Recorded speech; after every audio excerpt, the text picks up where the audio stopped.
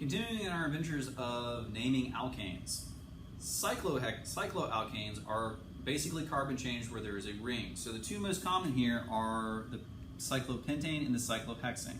So as of this naming just implied to you, if we have X number of carbons in a ring, we will say cyclo, and then the name of the alkane as if it was a straightane. So cyclopropane. Propane has 3 carbons. So this is what cyclopropane looks like. Cyclobutane, 4 carbons. Cyclopentane, 5 carbons. And cyclohexane, 6 carbons, with the implied hydrogens on each carbon. Now, you're going to take the same approach with this that you took with the branched alkanes, but with a little caveat. The caveat being that anything attached to this ring, if it has more carbons in the ring actually becomes a branch on the chain itself. So let's say our cyclopropane was hooked up to butane. We wouldn't name the butane as being on the ring, but rather the ring being on the butane. So we would say that this is 2-cyclopropane butane. To designate that we have the cyclopropane attached to the butane ring because the butane ring is longer than the carbon's ring itself.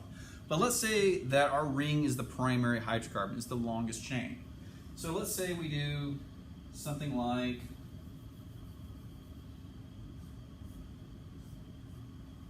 this compound. Your parent is still going to be the cyclohexane. But we need to number the carbons in such a way that we minimize the number associated with each group. Now, keep in mind when we add the prefixes, the ethyl, the methyls, those are done in alphabetical order by the parent group. But we still need the numbers to work out to a minimum regardless of the order that they appear. So we can either pick this is the first carbon or this is the first carbon. If we put this is the first carbon, there's going to be a 1-1 associated with this group and a 2 associated with this group. If we pick this as the primary, this has a 1 and these have 2s. That doesn't minimize the numbers in the equation, or the numbers in the naming.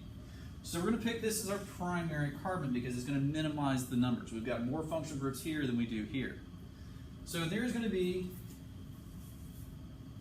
a 1,1 dimethyl. Now, ethyl comes before methyl, so the ethyl group here, being a 2-ethyl 1,1 dimethyl cyclohexane. Now, again, you could name this incorrectly. You can make this 1, this 2, and you can say that this is 1,2,2 dimethyl cyclohexane and still get the correct formula out of it. But it's wrong by IUPAC names because these are 2. We've got 2 2s here and a 1 here versus having 1 2 and 2 1s. Now, Joe, as we're going to kind of stick away from the rings, we're not going to come up with these really crazy compounds. But again, you still need to be able to name these compounds based on their chemical formulas.